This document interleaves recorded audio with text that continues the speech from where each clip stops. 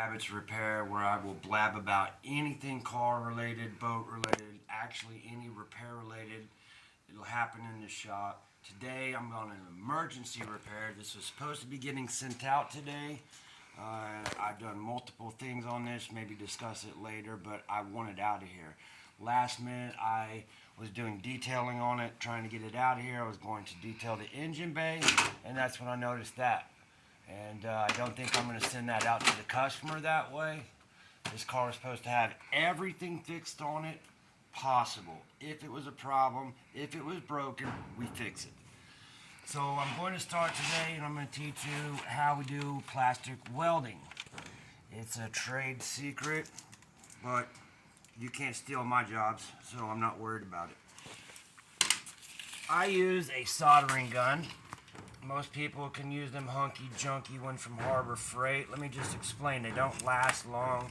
The tips on them get too hot. They're made out of cheap metal, and they bend and break off. This right here also gives you the ability to turn the heat on as you want it and off. That's going to give you the ability to totally burn in, to braise, etc. And with the other ones, you can't do that. On the fancy ones, wanted ones, say from Snap-on, you can adjust the heat on them, but you're not going to be able to do it almost instantaneously. Within 5 seconds, it's already cooling itself down, and within 10 seconds, you can pretty much touch it. So we're going to use the rods that they gave us from one of those cheap sets. I will also tell you one thing you can do: save all your zip tie cuts. If you save your zip tie cuts, you can use those to do plastic welding with, and you don't have to buy them. So what I'm going to do today is, this tab right here is broken. It's supposed to overlap this piece of metal right there to hold it in. It's broken, both of them, as you can see on this one here, where they're still available.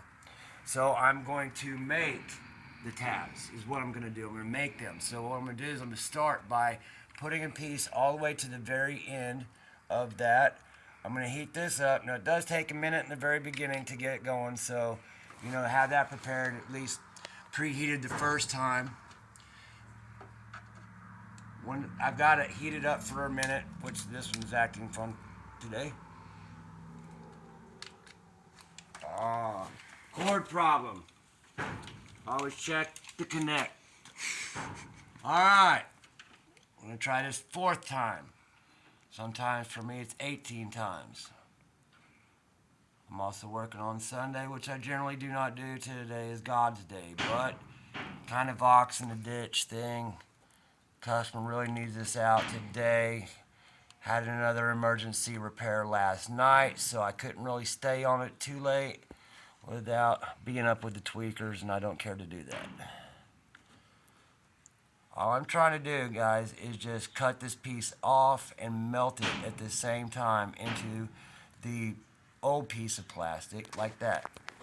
Once I can get it melted, decently enough, then I can remove this and just focus on that. So now what I'm going to do is I am going. Ow! That's you don't touch this. You don't touch this. You touch this. Now what we're going to do is we're going to melt this into that.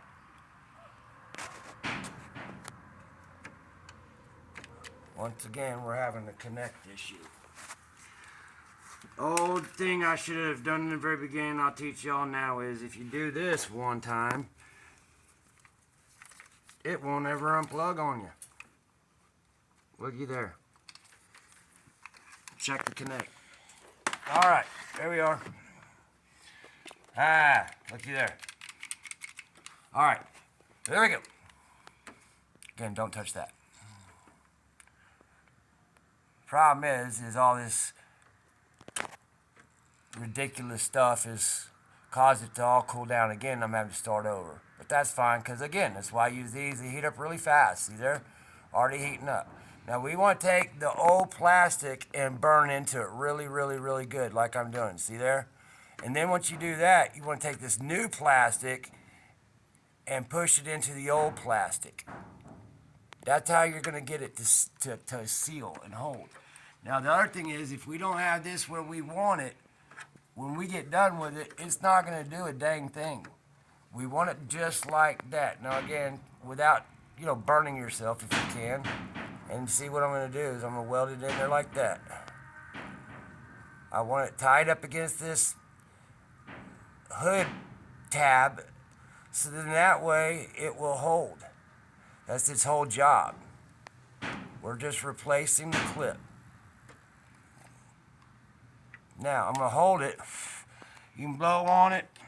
If you got some gonads, you can even do this. It'll cool it down a lot faster. A little painful, but again, cojones. Alright. Now I want to let that go. And if my cameraman shows in there, you'll see that now it's holding up against that tab. So it cannot go out. And that's the whole problem with these. They fall outwards. You hit brakes real fast, you hit a bump, and boom, they go out, and then you're out a $50, $100 BMW turd piece. So here we go. Now we're going to finish it up. Now that we know that it's holding where I want it, I'm going to start seam welding this into the old plastic. Again, start with this old plastic. Start with the old plastic. Kind of melt into it. A little bit of a bevel. See how I'm going underneath the new plastic. And then take the new plastic and move that into it. There you go. Just like that. One more time. So you're going to go underneath it. Then you're going to melt the new plastic. Don't push hard, don't force. If you do, you're going to change, the job of the plastic. And we don't want that to happen. Now I'm going to move over to this side if my cameraman can work with me. And we're going to get this side now. And again, if you can see right there, we want this to be a little tighter. I'm going to put my finger there because I don't trust myself, but I have to. And we're going to do the same thing again. And we're just going to go underneath it and melt some, and then melt that plastic to it. And then we're going to go underneath it some, and we're going to melt that plastic to it. And then we're going to see how much cojones I have, and we're going to cool this thing down real fast with Tumano. And looky there. Now, if my cameraman will show you what I've done. Now, in plastic welding, it's not always about cosmetics. It's about functionality. It's about, I took something broken and I fixed it again, and it's able to be used. If you're that worried about cosmetics, you can get into some of my other videos I'll put down a line about how to complete this. But when you're into something like this, it doesn't really matter. I will, though, take this and heat it up and clean it up just a little, so to speak. Just to make it, it is a Beamer still. So just to make it look a little cleaner. See there? And then just kind of clean it up a little bit. That's all we're doing. Just clean it up. See there? All right. And that is how you do a plastic weld. That is how you fix a tab. Now, it has slight movement, as we can see there, but it doesn't move all the way out. Now, I've got one more to do, and when I do that one, I'm going to try and make it just a little bit tighter, and then hopefully it won't really move at all. Now, these things do have slight movement. Good old expensive engineering. That's why we buy Beamers. Just kidding. I love them. I love working on them. I feel sorry for people that can't work on them, and I feel mostly sorry for the people that have to pay for them to be fixed. No, I don't. That's an option. You can always buy a Honda or Toyota. Always.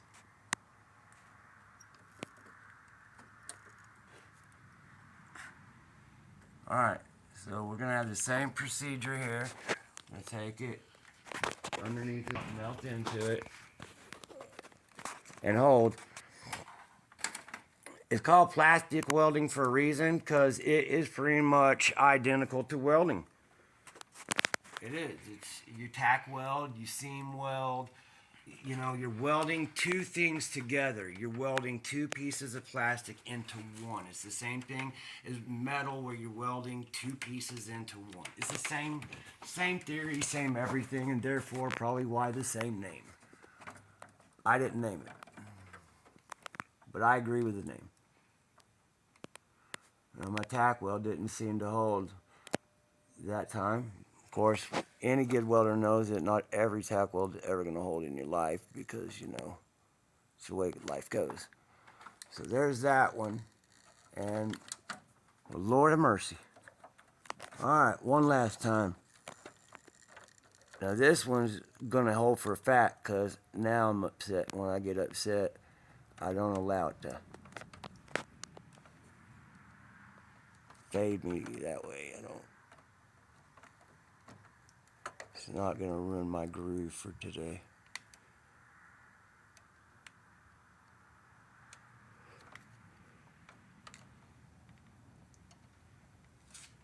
I'm just going to take some of this plastic, and if you see, I'm taking it and moving it over to give me a little more to work with. There. Now, if I can keep from moving too much, that should make for a good weld. There it is. Okay. Now we're going to push this up like such, and I'm going to weld this together now. Go under it.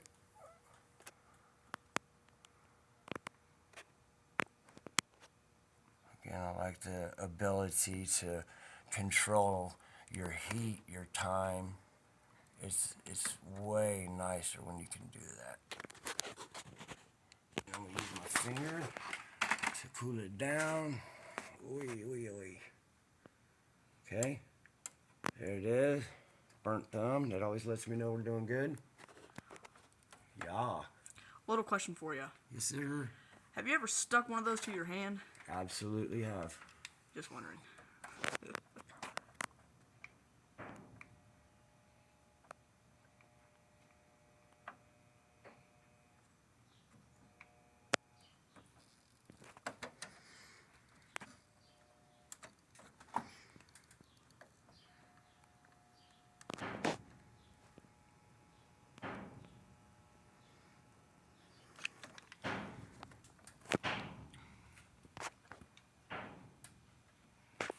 Literally using it just like a butter knife. Cut it off. And then, same as last time, we're just going to, sorry camera guy, we're just going to work it into play. There. We go back behind it. Melted some here. Melted some here. Then I want to take it and hold it. And let it dry totally now. The very last step, I'm going to move everything at the bottom here up to the top and give it the strength.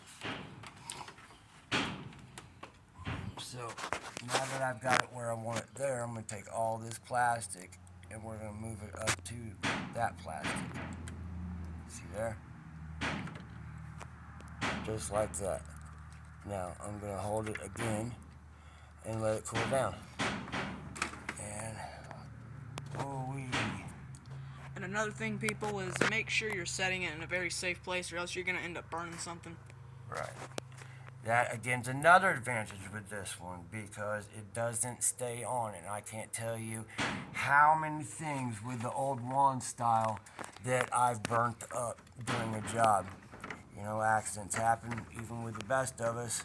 But that was one thing that I hated the most. I'd set it down real quick, look the other way, and realize, oh crap, I just set it, you know, in a bad spot. And then, oh well, because it's too late.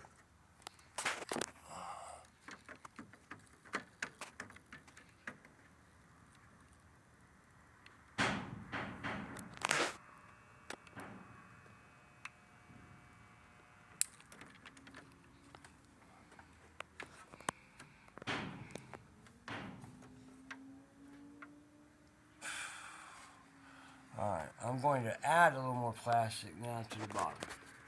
As soon as I can get this to set. Okay. We're just going to go ahead and add a little more to it.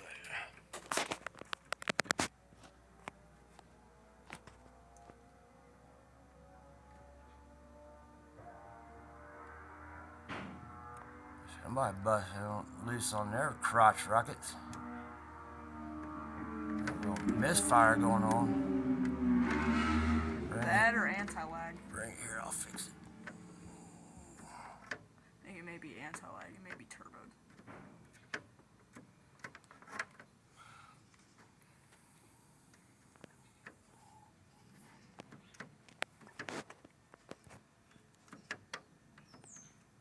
There we go. Now, you see what he's doing, guys? He's been doing this for very long. A day or two.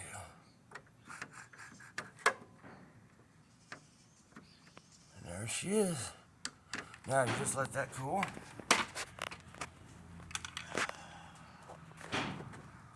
If you're dumb like me, you'll do this. So you gotta be dumb like me first to do it. Nah, I think you just gotta be a mechanic. This isn't actually considered mechanic work. This is considered body work. There's nothing mechanical involved in it, and it's almost always fixing something on the body or the interior. So it technically would be classified as body, but that's fine because we do everything here. We do regular welding here, MIG, TIG, stick, fix hydraulics. Just a nice little array of things we like to do for customers and make $1 or $2. That's it, folks, right there. I mean, that's what you're needing in life. And now, if you notice, it stays in. Oh, let's get a good shot. Now, before I go closing the stupid thing, first of all, I am going to detail this engine compartment. That's what led to this. But then when I opened it up, my hand just popped right out. So, and to be honest with you, I knew about it, just I forgot. There's about 18 different jobs to do this. We did the camshaft sensors, both. There's 2 up top. We did the crankshaft sensors down on driver low side. We did the thermostat housing on it. We did a ABS sensor. We did both brake pad sensors on these 330i's with the hard top like this. If you look inside the window right inside here, there's doors, and both the actuators were busted, so I had to remove the back interior and fix it.